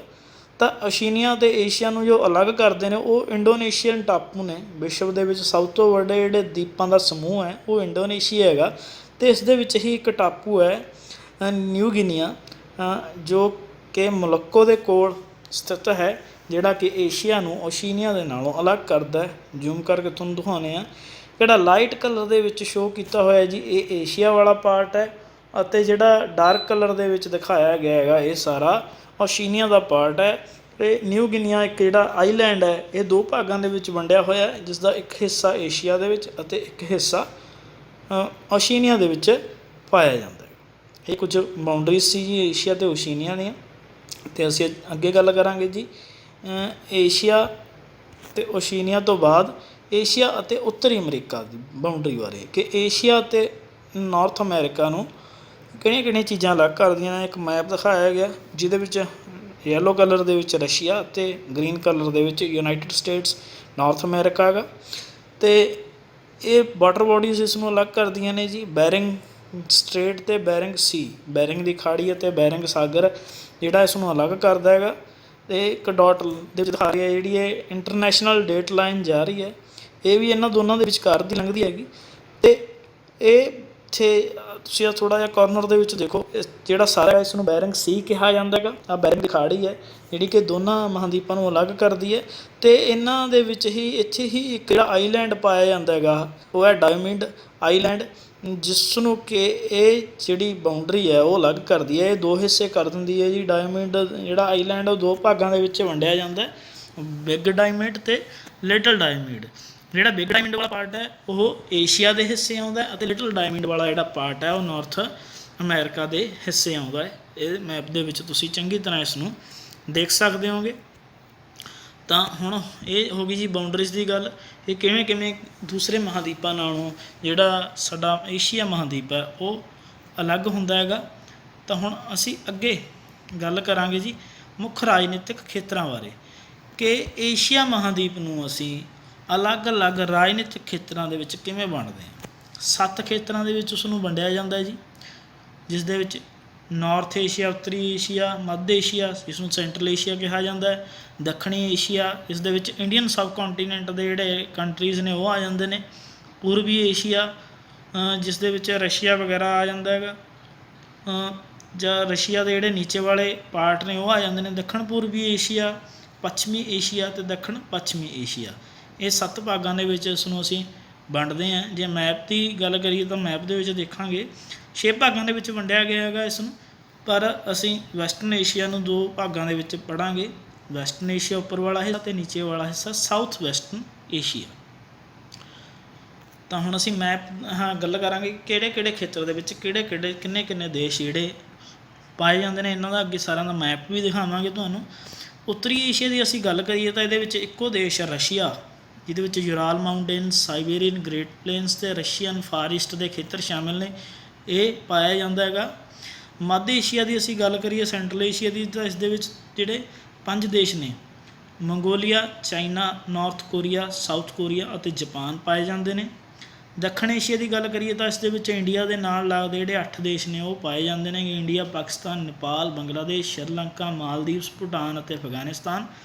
ਦੱਖਣ ਪੂਰਬੀ ਏਸ਼ੀਆ ਦੇ ਵਿੱਚ Myanmar, Laos, Thailand, Vietnam, Cambodia, Malaysia, Singapore, Borneo, Indonesia, East Timor ਅਤੇ ਫਿਲੀਪੀਨਸ, ਇਹ 11 ਦੇਸ਼ ਪਾਏ ਜਾਂਦੇ ਨੇ। ਗਿਣਤੀ ਯਾਦ ਰੱਖਿਓ ਜੀ, ਕਿਉਂਕਿ ਟੋਟਲ ਆਪਾਂ 48 ਕਰਨੇ ਨੇ। ਪੱਛਮੀ ਏਸ਼ੀਆ ਦੇ ਵਿੱਚ ਕਜ਼ਾਕਿਸਤਾਨ, ਕਿਰਗਿਸਤਾਨ, ਤਜਾਕਿਸਤਾਨ, ਤੁਰਕਮੇਨਿਸਤਾਨ ਅਤੇ ਉਜ਼ਬੇਕਿਸਤਾਨ, ਇਹ ਦੇਸ਼ ਜਿਹੜੇ ਪਾਏ ਜਾਂਦੇ ਨੇ। ਤੁਸੀਂ ਵੀਡੀਓ ਰੋਕ ਕੇ ਚੰਗੀ ਤਰ੍ਹਾਂ ਦੇਖ ਸਕਦੇ ਹੋ। ਉਸ ਤੋਂ ਬਾਅਦ ਦੱਖਣੀ ਪੱਛਮੀ ਏਸ਼ੀਆ ਦੇ ਵਿੱਚ Iran, Iraq, Jordan, Israel, Yemen, Oman, UAE, Kuwait, Bahrain, Qatar, Saudi Arabia, Turkey, Lebanon, Cyprus, Syria, Georgia, Armenia ਅਤੇ ਅਜ਼ਰਬੈਜਾਨ, ਇਹ 18 ਦੇਸ਼ ਨੇ ਜਿਹੜੇ ਪਾਏ ਜਾਂਦੇ ਨੇਗੇ। ਤਾਂ ਜਿਹੜਾ ਟੋਟਲ ਅਸੀਂ ਗਿਣਤੀ ਦੇਖੀਏ ਤਾਂ ਸਾਡੇ ਮਹਾਂਦੀਪ ਦੇ ਵਿੱਚ 48 ਦੇਸ਼ ਹੀ ਬਣਦੇ ਨੇ। ਇਹਦੇ ਵਿੱਚ ਅਸੀਂ ਤਾਈਵਾਨ ਅਤੇ ਜਿਹੜਾ ਪੈਲਸਟਾਈਨ ਹੈ ਉਸ ਨੂੰ ਸ਼ਾਮਿਲ ਨਹੀਂ ਕੀਤਾ। ਤਾਂ ਹੁਣ ਅਸੀਂ ਮੈਪ ਦੇਖਦੇ ਹਾਂ। ਨਾਰਥ ਏਸ਼ੀਆ ਅਤੇ ਸੈਂਟਰਲ ਏਸ਼ੀਆ ਦੇ ਜਿਹੜੇ ਦੇਸ਼ ਨੇ ਇਹਨਾਂ ਨੂੰ ਅਸੀਂ ਇੱਕ ਮੈਪ ਦੇ ਵਿੱਚ ਦਿਖਾਵਾਂਗੇ। ਨਾਰਥ ਏਸ਼ੀਆ ਦੇ ਵਿੱਚ ਰਸ਼ੀਆ ਦੀ ਅਸੀਂ ਗੱਲ ਕੀਤੀ ਸੀ ਉੱਪਰ ਯੈਲੋ ਕਲਰ ਦੇ ਵਿੱਚ, ਅਤੇ ਸੈਂਟਰਲ ਏਸ਼ੀਆ ਦੇ ਜਿਹੜੇ 5 ਦੇਸ਼ ਨੇ ਜਿਨ੍ਹਾਂ ਦੇ ਵਿੱਚ Mongolia, China, north Korea, south Korea ਅਤੇ ਜਾਪਾਨ, ਇਹ ਪਾਏ ਜਾਂਦੇ ਨੇ ਜੀ। ਅਤੇ ਉਸ ਤੋਂ ਬਾਅਦ ਸਾਊਥ ਏਸ਼ੀਆ ਦੇ ਜਿਹੜੇ ਦੇਸ਼ ਨੇ ਇੰਡੀਆ ਦੇ ਨਾਲ ਲੱਗਦੇ, ਇੰਡੀਆ, ਪਾਕਿਸਤਾਨ, ਅਫਗਾਨਿਸਤਾਨ, ਨੇਪਾਲ, ਭੂਟਾਨ, ਬੰਗਲਾਦੇਸ਼, ਸ਼੍ਰੀਲੰਕਾ ਅਤੇ ਮਾਲਦੀਵ, ਇਹ ਦੇਸ਼ ਪਾਏ ਜਾਂਦੇ ਨੇਗੇ। ਇਹ ਸਾਰੇ ਸਾਊਥ ਏਸ਼ੀਆ ਦੇ ਪਾਰਟ ਨੇ। ਅਤੇ ਅਗਲਾ ਹਿੱਸਾ ਅਸੀਂ ਗੱਲ ਕਰਦੇ ਹਾਂ ਸਾਊਥ ਈਸਟ ਏਸ਼ੀਆ ਦਾ। ਜਿਹੜਾ ਸਾਊਥ ਈਸਟ ਏਸ਼ੀਆ ਹੈਗੀ, ਤਾਂ ਸਾਊਥ ਈਸਟ ਏਸ਼ੀਆ ਦੇ ਵਿੱਚ Myanmar, Laos, Vietnam, Thailand, Cambodia, Malaysia, Borneo, Indonesia ਜਿਹੜਾ ਬਹੁਤ ਸਾਰੇ ਦੀਪਾਂ ਦਾ ਸਮੂਹ ਹੈਗਾ, ਸਿੰਗਾਪੁਰ, ਉਸ ਤੋਂ ਬਾਅਦ ਫਿਲੀਪੀਨਸ, ਈਸਟ ਤਿਮੋਰ ਅਤੇ ਨਿਊ ਗਿਨੀਆ, ਇਹ ਜਿਹੜੇ ਦੇਸ਼ ਨੇ ਛੋਟੇ ਛੋਟੇ ਇਸ ਦੇ ਵਿੱਚ ਸਾਊਥ ਈਸਟ ਏਸ਼ੀਆ ਦੇ ਵਿੱਚ ਪਾਏ ਜਾਂਦੇ ਨੇਗੇ। West and south West Asia ਦੀ ਅਸੀਂ ਗੱਲ ਕਰਦੇ ਹੈਗੇ। ਜਿਹੜਾ ਵੈਸਟ ਅਤੇ ਸਾਊਥ ਵੈਸਟ, ਇਸ ਨੂੰ 2 ਭਾਗਾਂ ਦੇ ਵਿੱਚ ਪੜ੍ਹਿਆ ਸੀ। ਇਸ ਦੇ ਵਿੱਚ ਸਾਰੇ ਦੇਸ਼ ਆ ਜਾਂਦੇ ਨੇ ਜੀ। ਟਰਕੀ ਆ ਜਾਂਦਾ ਹੈਗਾ, ਉਸ ਤੋਂ ਬਾਅਦ Syria, Iraq, Saudi Arabia, Oman, UAE, United Arab Emirates, ਇਹ ਵਾਲਾ, Iran, Iraq, Azerbaijan, Turkmenistan, Uzbekistan ਉੱਪਰ ਦੇਖੋ ਜੀ, ਕਜ਼ਾਕਿਸਤਾਨ ਹੈਗਾ, ਕਿਰਗਿਸਤਾਨ, ਤਜਾਕਿਸਤਾਨ, ਇਹ ਪਾਕਿਸਤਾਨ ਅਤੇ ਅਫਗਾਨਿਸਤਾਨ ਦੂਸਰੇ ਪਾਰਟ 'ਚ ਅਸੀਂ ਪੜ੍ਹੇ ਸੀਗੇ। ਇਹ ਸਾਰੇ ਦੇਸ਼ ਨੇ ਜਿਹੜੇ, ਆਹ ਜਿਹੜੀ ਬਾਊਂਡਰੀ ਹੈ ਇਜਿਪਟ ਨਾਲ, ਜਾਰਡਨ, ਸੀਰੀਆ, ਇਹ ਸਾਰੇ ਦੇਸ਼ ਜਿਹੜੇ ਨੇ ਕਿ ਉਹ ਵੈਸਟ ਅਤੇ ਸਾਊਥ ਵੈਸਟ ਏਸ਼ੀਆ ਦਾ ਹਿੱਸਾ ਹੈਗੇ ਨੇਗੇ। ਅਤੇ ਅੱਗੇ ਅਸੀਂ ਗੱਲ ਕਰਾਂਗੇ ਜੀ ਮੇਨ ਫਿਜ਼ੀਕਲ ਰੀਜ਼ਨਸ ਬਾਰੇ। ਜਿਹੜੇ ਏਸ਼ੀਆ ਨੂੰ ਅਸੀਂ ਹੁਣ ਭੌਤਿਕ ਖੰਡਾਂ ਦੇ ਵਿੱਚ ਵੰਡਣ ਦੀ ਕੋਸ਼ਿਸ਼ ਕਰਾਂਗੇ ਕਿ ਏਸ਼ੀਆ ਨੂੰ ਮੁੱਖ ਭੌਤਿਕ ਖੰਡਾਂ ਦੇ ਵਿੱਚ ਵੰਡਿਆ ਜਾਂਦਾ, ਉਹ ਕਿਹੜੇ ਕਿਹੜੇ ਖੰਡਾਂ ਦੇ ਵਿੱਚ ਵੰਡਿਆ ਜਾਂਦਾ ਹੈਗਾ, ਤਾਂ ਇਸ ਨੂੰ 5 ਭਾਗਾਂ ਦੇ ਵਿੱਚ ਅਸੀਂ ਵੰਡਦੇ ਹਾਂ ਜੀ। ਸਭ ਤੋਂ ਪਹਿਲਾਂ ਨੇ ਜੀ ਉੱਤਰੀ ਨੀਵੇਂ ਖੇਤਰ, ਦਾ ਨਾਰਦਰਨ ਲੋਲੈਂਡਸ, ਜਿਨ੍ਹਾਂ ਦੇ ਵਿੱਚ ਜਿਹੜੇ ਪਲੇਨਸ ਨੇ, ਮੈਦਾਨ ਨੇ, ਉਹ ਆ ਜਾਂਦੇ ਨੇ, ਅਤੇ ਜਿਹੜੇ ਥੋੜ੍ਹੇ ਘੱਟ ਉੱਚੇ ਪਠਾਰ ਨੇ ਉਹਨਾਂ ਨੂੰ ਵੀ ਸ਼ਾਮਿਲ ਇਸ ਦੇ ਵਿੱਚ ਕੀਤਾ ਜਾਂਦਾ ਹੈਗਾ। ਦੂਸਰੇ ਨੰਬਰ ਹੈਗਾ ਜੀ ਕੇਂਦਰੀ ਪਰਬਤੀ ਲੜੀਆਂ, ਦਾ ਸੈਂਟਰਲ ਮਾਊਂਟੇਨਸ, ਇਹਨਾਂ ਬਾਰੇ ਪੜ੍ਹਾਂਗੇ ਅਸੀਂ, ਪਰਬਤਾਂ ਬਾਰੇ। ਤੀਸਰੇ ਨੰਬਰ 'ਤੇ ਹੈਗਾ ਜੀ ਦਾ ਸਦਰਨ ਪਲੇਟੂਸ, ਦੱਖਣੀ ਪਠਾਰ, ਇਹਨਾਂ ਦੀ ਗੱਲ ਕਰਾਂਗੇ। ਫਿਰ ਮਹਾਨ ਨਦੀ ਘਾਟੀਆਂ, ਦਾ ਗ੍ਰੇਟ ਰਿਵਰ ਵੈਲੀਜ਼। ਫਿਰ ਦੀਪ ਸਮੂਹ, ਦਾ ਆਈਲੈਂਡ ਗਰੁੱਪਸ, ਇਹਨਾਂ ਦੀ ਅਸੀਂ ਗੱਲ ਕਰਾਂਗੇ ਕਿ ਜਿਹੜੇ ਇਹ ਫਿਜ਼ੀਕਲ ਰੀਜ਼ਨ ਨੇਗੇ ਏਸ਼ੀਆ ਦੇ, ਕਿਹੜੇ ਕਿਹੜੀਆਂ ਚੀਜ਼ਾਂ ਇਹਨਾਂ ਦੇ 'ਚ ਪਾਈਆਂ ਜਾਂਦੀਆਂ ਨੇ। ਤਾਂ ਸਭ ਤੋਂ ਪਹਿਲਾਂ ਅਸੀਂ ਗੱਲ ਕਰਦੇ ਹਾਂ ਜੀ ਨਦਰਨ ਲੋਲੈਂਡਸ ਬਾਰੇ, ਉੱਤਰੀ ਨੀਵੇਂ ਖੇਤਰ। ਇਹ ਖੇਤਰ ਨੇ ਜਿਹੜੇ ਉੱਤਰੀ ਏਸ਼ੀਆ ਵਿੱਚ ਆਰਕਟਿਕ ਮਹਾਸਾਗਰ ਦੀ ਸੀਮਾ ਕੋਲ ਸਥਿਤ ਨੇ, ਮਤਲਬ ਕਿ ਰਸ਼ੀਆ ਦਾ ਜਿਹੜਾ ਪਾਰਟ ਹੈ ਉਹ ਹੈਗਾ। ਇਸ ਦੇ ਵਿੱਚ ਪੱਛਮ ਵਿੱਚ ਯੂਰਾਲ ਪਰਬਤ, ਉੱਥੋਂ ਲੈ ਕੇ ਸ਼ੁਰੂ ਹੁੰਦੇ ਨੇ ਇਹ, ਅਤੇ ਪੂਰਬ ਦੇ ਵਿੱਚ ਬੈਰਿੰਗ ਖਾੜੀ, ਗਲਫ ਆਫ ਬੈਰਿੰਗ ਦੇ ਵਿੱਚ ਤੱਕ ਇਹ ਫੈਲੇ ਹੋਏ ਨੇਗੇ। ਅਤੇ ਸੰਸਾਰ ਦੇ ਜਿਹੜੇ ਸਭ ਤੋਂ ਵੱਡੇ ਸਮਤਲ ਮੈਦਾਨ ਨੇ, ਜਿਨ੍ਹਾਂ ਨੂੰ 3 ਨਦੀਆਂ ਦੁਆਰਾ ਬਣਾਇਆ ਜਾਂਦਾ, ਇਹ ਦੇਖ ਲਓ ਜੀ ਇੱਕ ਪਿਕਚਰ ਦੇ ਵਿੱਚ 3 ਨਦੀਆਂ, ਓਬ, ਜੈਨਸੀ ਅਤੇ ਲੈਨਾ, ਇਹਨਾਂ ਦੁਆਰਾ ਬਣਾਇਆ ਗਿਆ ਹੈਗਾ। ਇਹਨਾਂ ਮੈਦਾਨਾਂ ਨੂੰ, ਇਹਦੇ ਸਮਤਲ ਮੈਦਾਨ ਨੇ ਵਿਸ਼ਵ ਦੇ ਸਭ ਤੋਂ ਵੱਡੇ, ਇਹਨਾਂ ਨੂੰ ਆਰਕਟਿਕ ਮਹਾਸਾਗਰ ਵੱਲ ਜਿਹੜੀਆਂ ਇਹ ਨਦੀਆਂ ਵਹਿੰਦੀਆਂ ਨੇਗੀਆਂ, ਇਹਨਾਂ ਨੂੰ ਮਹਾਨ ਸਾਈਬੇਰੀਅਨ ਦੇ ਮੈਦਾਨ ਕਿਹਾ ਜਾਂਦਾ, ਗ੍ਰੇਟ ਸਾਈਬੇਰੀਅਨ ਪਲੇਨ ਕਿਹਾ ਜਾਂਦਾ। ਥੋੜ੍ਹੇ ਦਲਦਲੀ ਨੇ, ਸਵੈਂਪੀ ਅਤੇ ਮਰਸ਼ੀ ਨੇਗੇ। ਇਹ 3 ਨਦੀਆਂ ਦੁਆਰਾ ਬਣੇ ਹੋਏ ਨੇ। ਇਹ ਨਾਰਦਰਨ ਲੋਲੈਂਡ ਸੀ ਜੀ, ਇਹ ਤੁਸੀਂ ਮੈਪ ਦੇਖ ਲਿਆ। ਯੂਰਾਲ ਮਾਊਂਟੇਨਸ ਤੋਂ ਲੈ ਕੇ ਬੈਰਿੰਗ ਸੀ ਤੱਕ ਇਹ ਫੈਲੇ ਹੋਏ ਨੇ। ਅਤੇ 3 ਨਦੀਆਂ ਜਿਹੜੀਆਂ ਕਿ ਆਰਕਟਿਕ ਓਸ਼ਨ ਵੱਲ ਵਹਿੰਦੀਆਂ ਨੇ, ਉਹ ਜੈਨਸੀ, ਲੈਨਾ, ਇਹ ਮੇਨ ਨੇਗੀਆਂ। ਇਸ ਤੋਂ ਇਲਾਵਾ ਛੋਟੀਆਂ ਛੋਟੀਆਂ ਨਦੀਆਂ ਕੁਝ ਹੋਰ ਵੀ ਨੇ, ਇਹਨਾਂ ਦੁਆਰਾ ਇਹਨਾਂ ਮੈਦਾਨਾਂ ਨੂੰ ਬਣਾਇਆ ਗਿਆ, ਜਿਨ੍ਹਾਂ ਨੂੰ ਅਸੀਂ ਗ੍ਰੇਟ ਸਾਈਬੇਰੀਅਨ ਪਲੇਨਸ ਕਹਿ ਦਿੰਦੇ ਹਾਂ, ਜਿਹੜੇ ਕਿ ਸਵੈਂਪੀ ਐਂਡ ਮਰਸ਼ੀ ਥੋੜ੍ਹੇ ਦਲਦਲੀ ਖੇਤਰ ਨੇਗੇ। ਅਤੇ ਅਗਲੀ ਜਿਹੜੀ ਸਾਡੇ ਕੋਲ ਮੁੱਖ ਭੌਤਿਕ ਖੇਤਰ ਹੈਗਾ ਉਹ ਹੈ ਮੱਧ ਪਰਬਤੀ ਲੜੀਆਂ। ਇਹਨਾਂ ਦੇ ਵਿੱਚ ਪਰਬਤ ਪਾਏ ਜਾਂਦੇ ਨੇ। ਫੋਲਡਡ ਮਾਊਂਟੇਨਸ, ਵੱਲਦਾਰ ਪਰਬਤ, ਜਿਹੜੇ ਉੱਚੇ ਉੱਪਰੋਂ ਉੱਠਣ ਨਾਲ ਜਿਨ੍ਹਾਂ ਦੇ ਵਿੱਚ ਵਲ ਪੈ ਗਏ, ਉਹ ਸਾਰੀਆਂ ਜਿਹੜੀਆਂ ਲੜੀਆਂ ਪਾਈਆਂ ਜਾਂਦੀਆਂ ਨੇ। ਇਹ ਦੱਖਣ ਵੱਲ ਨੇਗੇ, ਥੋੜ੍ਹਾ ਜਿਹਾ ਉੱਤਰੀ ਨੀਵੇਂ ਖੇਤਰਾਂ ਦੇ ਦੱਖਣ ਵੱਲ, ਨਾਰਦਰਨ ਲੋਲੈਂਡਸ ਦੇ ਦੱਖਣ ਵੱਲ ਜੇ ਅਸੀਂ ਜਾਵਾਂਗੇ ਤਾਂ ਸਾਨੂੰ ਮਹਾਨ ਜਿਹੜੇ ਵਲਦਾਰ ਪਰਬਤ ਨੇ ਉਹ ਦੇਖਣ ਨੂੰ ਮਿਲਣਗੇ। ਇਹ ਜਿਹੜੀਆਂ ਪਰਬਤੀ ਲੜੀਆਂ ਨੇ ਪਾਮੀਰ ਦੀ ਗੰਢ ਤੋਂ ਸ਼ੁਰੂ ਹੁੰਦੀਆਂ ਨੇ। ਪਰ ਦੇਖੋ ਜੀ ਇਹ ਸਾਰਾ ਤੁਸੀਂ ਮੈਪ ਦੇ ਵਿੱਚ ਤੁਹਾਨੂੰ ਅਸੀਂ ਦਿਖਾਵਾਂਗੇ। ਇਹ ਪਾਮੀਰ ਦੇ ਵਿੱਚੋਂ ਸ਼ੁਰੂ ਹੁੰਦੀਆਂ ਨੇ ਅਤੇ ਅਲੱਗ-ਅਲੱਗ ਦਿਸ਼ਾਵਾਂ ਦੇ ਵਿੱਚੋਂ ਆ ਜਿਹੜੀ ਪਾਮੀਰ ਦੀ ਗੰਢ ਹੈ, ਪਾਮੀਰ ਲਿਖਿਆ ਹੋਇਆ ਜੀ, ਇੱਥੋਂ ਇਹ ਪਰਬਤੀ ਲੜੀਆਂ ਅਲੱਗ-ਅਲੱਗ ਭਾਗਾਂ ਦੇ ਵਿੱਚ ਫੈਲ ਜਾਂਦੀਆਂ ਨੇ। ਉੱਤਰ ਵਾਲਾ ਪਾਰਟ ਅਸੀਂ ਨਾਰਦਰਨ ਲੋਲੈਂਡ ਕੀਤਾ ਸੀ, ਇਹਦੇ ਦੱਖਣ ਵਿੱਚ ਹੀ ਨੇ। ਇਹ ਇੱਥੋਂ ਅਲੱਗ-ਅਲੱਗ ਦਿਸ਼ਾਵਾਂ ਦੇ ਵਿੱਚ ਫੈਲਦੀਆਂ ਨੇਗੀਆਂ। ਜਿਵੇਂ ਕਿ ਇਹਨਾਂ ਦੀ ਗੱਲ ਕਰੀਏ, ਪੱਛਮ ਦੇ ਵਿੱਚ ਪਾਮੀਰ ਦੀ ਗੰਢ ਹੈ ਜਿਹੜੀ, ਉਸਦੇ ਪੱਛਮ ਦੇ ਵਿੱਚ ਹਿੰਦੂ ਕੁਸ਼ ਪਰਬਤ, ਦੱਖਣ ਪੱਛਮ ਦੇ ਵਿੱਚ ਸੁਲੇਮਾਨ ਪਰਬਤ ਲੜੀਆਂ, ਉੱਤਰ ਦੇ ਵਿੱਚ ਟਿਆਨ ਸ਼ਾਨ, ਪੂਰਬ ਦੇ ਵਿੱਚ ਹਿਮਾਲਿਆ ਪਰਬਤ, ਕਰਾਕੋਰਮ ਪਰਬਤ ਅਤੇ ਕੁਨਲੁਨ ਪਹਾੜੀਆਂ ਜਿਹੜੀਆਂ ਪਾਈਆਂ ਜਾਂਦੀਆਂ ਨੇ। ਦਿਖਾਇਆ ਵੀ ਹੋਇਆ ਜੀ ਮੈਪ ਦੇ ਵਿੱਚ। ਪਾਮੀਰ ਦੇ ਜਿਹੜਾ ਇੱਧਰ ਹਿੰਦੂ ਕੁਸ਼ ਪਰਬਤ ਨੇ, ਉਸ ਤੋਂ ਨੀਚੇ ਸੁਲੇਮਾਨ ਪਰਬਤ ਪਾਏ ਜਾਂਦੇ ਨੇ। ਇਸ ਦੇ ਵਿੱਚ ਇੱਧਰ ਕੁਨਲੁਨ ਪਹਾੜੀਆਂ, ਕਰਾਕੋਰਮ, ਹਿਮਾਲਿਆ ਦਾ ਜਿਹੜਾ ਕਾਫੀ ਵੱਡੀ ਪਰਬਤ ਲੜੀ ਹੈ, ਅਤੇ ਉੱਤਰ ਪੂਰਬ ਵੱਲ ਤਿਆਨ ਸ਼ਾਨ ਜੋ ਚਾਈਨਾ ਦੇ ਵਿੱਚ ਹੈ, ਇਹ ਪਾਏ ਜਾਂਦੇ ਨੇ ਜੀ। ਅਤੇ ਹਿਮਾਲਿਆ ਪਰਬਤ ਅਤੇ ਕੁਨਲੁਨ ਪਹਾੜੀਆਂ ਦੁਆਰਾ ਜਿਹੜਾ ਘੇਰਿਆ ਹੋਇਆ ਤਿੱਬਤ ਦਾ ਪਠਾਰ ਹੈ, ਉਹ ਦੁਨੀਆ ਦਾ ਸਭ ਤੋਂ ਉੱਚਾ ਅਤੇ ਸਭ ਤੋਂ ਵੱਡਾ ਪਠਾਰ ਮੰਨਿਆ ਜਾਂਦਾ ਹੈ, ਜਿਹੜਾ ਦੋਨਾਂ ਪਹਾੜੀਆਂ ਨੇ ਆਪਣੇ ਵਿਚਕਾਰ ਘੇਰਿਆ ਹੋਇਆ ਹੈਗਾ। ਅਤੇ ਦੁਨੀਆ ਦਾ ਜਿਹੜਾ ਸਭ ਤੋਂ ਠੰਡਾ ਮਾਰੂਥਲ ਹੈਗਾ, ਸਭ ਤੋਂ ਵੱਧ ਠੰਡਾ ਮਾਰੂਥਲ, ਗੋਬੀ ਮਾਰੂਥਲ, ਉਹ ਵੀ ਇਸੇ ਖੇਤਰ ਵਿੱਚ, ਚੀਨ ਦੇ ਵਿੱਚ ਪਾਇਆ ਜਾਂਦਾ। ਤਾਂ ਇਹ ਕੁਝ ਵਿਸ਼ੇਸ਼ਤਾਵਾਂ ਸੀ ਪਰਬਤੀ ਲੜੀਆਂ ਦੀ, ਸੈਂਟਰਲ ਮਾਊਂਟੇਨਸ ਦੀਆਂ, ਜਿਨ੍ਹਾਂ ਦੇ ਵਿੱਚ ਇਹ ਕੁਝ ਪਰਬਤ ਹਿੰਦੂ ਕੁਸ਼, ਸੁਲੇਮਾਨ, ਤਿਆਨ ਸ਼ਾਨ, ਹਿਮਾਲਿਆ, ਕਰਾਕੋਰਮ ਅਤੇ ਕੁਨਲੁਨ ਪਾਈਆਂ ਜਾਂਦੀਆਂ ਨੇ। ਇਸ ਤੋਂ ਇਲਾਵਾ ਪਾਮੀਰ ਦੀ ਗੰਢ ਇੱਥੇ ਪਾਈ ਜਾਂਦੀ ਹੈ, ਤਿੱਬਤ ਦਾ ਪਠਾਰ ਪਾਇਆ ਜਾਂਦਾ ਅਤੇ ਗੋਬੀ ਮਾਰੂਥਲ ਪਾਇਆ ਜਾਂਦਾ। ਠੀਕ ਹੈ ਜੀ। ਤਾਂ ਹੁਣ ਅੱਗੇ ਅਸੀਂ ਗੱਲ ਕਰਾਂਗੇ ਅਗਲੇ ਹਿੱਸੇ, ਸਾਡੇ ਅਗਲੇ ਪਾਰਟ ਦੱਖਣੀ ਪਠਾਰ ਦੀ, ਦਾ ਸਦਰਨ ਪਲੇਟਿਊਸ ਦੀ। ਦੱਖਣੀ ਪਠਾਰ ਕੇਂਦਰੀ ਪਰਬਤ ਲੜੀਆਂ ਦੇ ਬਿਲਕੁਲ ਦੱਖਣ ਵਿੱਚ ਸਥਿਤ ਹੈ। ਜੋ ਸੋ ਅਸੀਂ ਇਸ ਦੇ ਥੱਲੇ ਜਾਂਦੇ ਹਾਂ, ਜਿਹੜਾ ਪਹਿਲਾਂ ਅਸੀਂ ਪੜ੍ਹਿਆ ਸੈਂਟਰਲ ਮਾਊਂਟੇਨਸ ਦੇ ਬਿਲਕੁਲ ਨੀਚੇ ਜਾਂਦੇ ਹਾਂ, ਤਾਂ ਸਾਡਾ ਦੱਖਣੀ ਪਠਾਰ ਹੈ ਜਿਹੜਾ ਉਹ ਸ਼ੁਰੂ ਹੋ ਜਾਂਦਾ। ਇਸ ਪਠਾਰ ਨੂੰ ਅਸੀਂ 3 ਭਾਗਾਂ ਦੇ ਵਿੱਚ ਵੰਡਦੇ ਹਾਂ ਜੀ। ਅਰੇਬੀਅਨ ਪੈਨਿਨਸੂਲਾ, ਅਰਬ ਪ੍ਰਾਇਦੀਪ, ਚਾਈਨਾ ਦੇ ਵਿੱਚ ਸ਼ਾਨ ਅਤੇ ਯੂਨਾਨ ਦਾ ਪਠਾਰ, ਅਤੇ ਭਾਰਤ ਦਾ ਦੱਖਣੀ ਪਠਾਰ ਹੈ। ਇਸ ਨੂੰ ਅਸੀਂ 3 ਭਾਗਾਂ ਦੇ ਵਿੱਚ ਪੜ੍ਹਾਂਗੇ। ਤਾਂ ਸ਼ੁਰੂ ਕਰਦੇ ਹਾਂ। ਪਹਿਲਾ ਪਾਰਟ ਅਰਬ ਪ੍ਰਾਇਦੀਪ।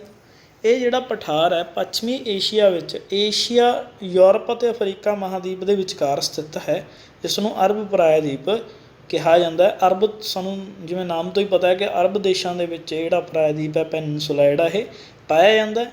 ਇਹ ਬਿਲਕੁਲ ਸੁੱਕਾ ਮਾਰੂਥਲੀ ਖੇਤਰ ਹੈ ਜਿੱਥੇ ਨਾਮਾਤਰ ਰੂਪ ਦੇ ਵਿੱਚ ਜਿਹੜੀ ਬਨਸਪਤੀ ਆ ਉਹ ਹੁੰਦੀ ਹੈਗੀ। ਤਾਂ ਇਸ ਦੀ ਅਸੀਂ ਤੁਹਾਨੂੰ ਇੱਕ ਪਿਕਚਰ ਦਿਖਾਵਾਂਗੇ। ਇਹ ਜਿਹੜਾ ਸਾਰਾ Jordan, Kuwait, Iraq, Yemen, Oman, Iraq ਦਾ ਥੋੜ੍ਹਾ ਜਿਹਾ ਹਿੱਸਾ, ਇਹ ਸਾਰੇ ਜਿਹੜੇ Saudi Arabia, UAE, United Arab Emirates, Qatar, Bahrain, ਇਹ ਸਾਰੇ ਦੇਸ਼ ਨੇ ਜਿਹੜੇ ਅਰੇਬੀਅਨ ਪੈਨਿਨਸੂਲਾ ਦੇ ਵਿੱਚ ਪਾਏ ਜਾਂਦੇ ਨੇ, ਜਿਸ ਨੂੰ ਕਿ ਰੇਗਿਸਤਾਨੀ ਇਲਾਕਾ ਵੀ ਕਿਹਾ ਜਾਂਦਾ ਹੈਗਾ। ਇਹ ਏਸ਼ੀਆ ਦੀ ਬਿਲਕੁਲ ਬਾਊਂਡਰੀ 'ਤੇ ਹੈ ਅਤੇ ਅਫਰੀਕਾ ਨਾਲੋਂ ਏਸ਼ੀਆ ਨੂੰ ਇੱਕ ਤਰ੍ਹਾਂ ਨਾਲ ਅਲੱਗ ਵੀ ਕਰਦਾ ਹੈਗਾ ਰੈੱਡ ਸੀ ਦੇ ਮਾਧਿਅਮ ਰਾਹੀਂ।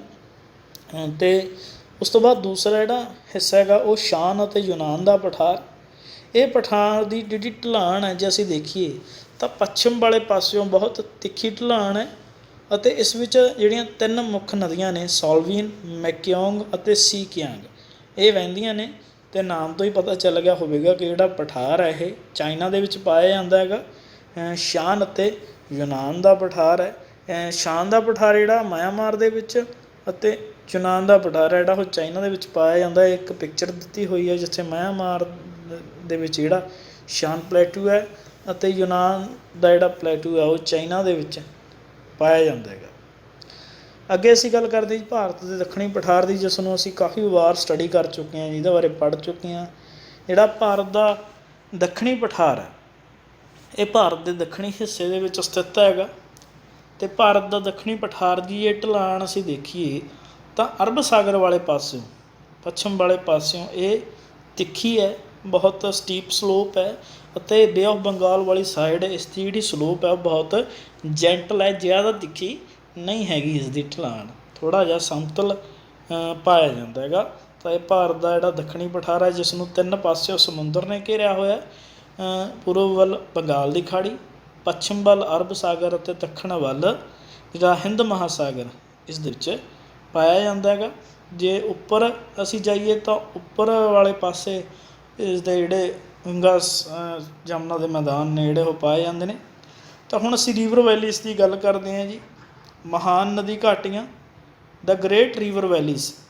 ਏਸ਼ੀਆ ਦੀਆਂ ਜਿਹੜੀਆਂ ਮਹਾਨ ਨਦੀ ਘਾਟੀਆਂ ਨੇਗੀਆਂ, ਇਹਨਾਂ ਨੇ ਬਹੁਤ ਸਾਰੀਆਂ ਸੱਭਿਅਤਾਵਾਂ ਨੂੰ ਜਨਮ ਦਿੱਤਾ ਹੈਗਾ। ਇੱਥੇ ਬਹੁਤ ਸਾਰੀਆਂ ਜਿਹੜੀਆਂ ਸੱਭਿਅਤਾਵਾਂ ਨੇ ਉਹਨਾਂ ਦਾ ਜਨਮ ਹੋਇਆ, ਇਸ ਕਰਕੇ ਇਹਨਾਂ ਨੂੰ ਸੱਭਿਅਤਾਵਾਂ ਦਾ ਪਾਲਣਾ, ਕ੍ਰੈਡਲ ਆਫ ਸਿਵਿਲਾਈਜੇਸ਼ਨ ਵੀ ਕਿਹਾ ਜਾਂਦਾ ਹੈਗਾ, ਕਿਉਂਕਿ ਸੰਸਾਰ ਦੀਆਂ ਜਿਹੜੀਆਂ ਮਹਾਨ ਸੱਭਿਅਤਾਵਾਂ ਨੇ ਉਹ ਇਸੇ ਖੇਤਰ ਦੇ ਵਿੱਚ ਵਿਕਸਿਤ ਹੋਈਆਂ ਨੇਗੀਆਂ। ਅਤੇ ਇਹ ਜਿਹੜੀਆਂ ਨਦੀਆਂ ਨੇਗੀਆਂ, ਇੱਥੋਂ ਦੇ ਜਿਹੜੇ ਬਰਫੀਲੇ ਪਹਾੜ ਨੇ ਉਹਨਾਂ ਦੇ ਵਿੱਚੋਂ ਇਹਨਾਂ ਦਾ ਜਨਮ ਹੁੰਦਾ ਹੈਗਾ ਅਤੇ ਅੱਗੇ ਇਹ ਵਹਿੰਦੀਆਂ ਹੋਈਆਂ ਬਹੁਤ ਸਾਰੇ ਨਵੇਂ ਨਵੇਂ ਖੇਤਰ ਵਿਕਸਿਤ ਕਰਦੀਆਂ ਨੇ। ਅਤੇ ਇਹਨਾਂ ਖੇਤਰਾਂ ਨੂੰ ਅਸੀਂ 4 ਭਾਗਾਂ ਦੇ ਵਿੱਚ ਵੰਡਿਆ ਜੀ।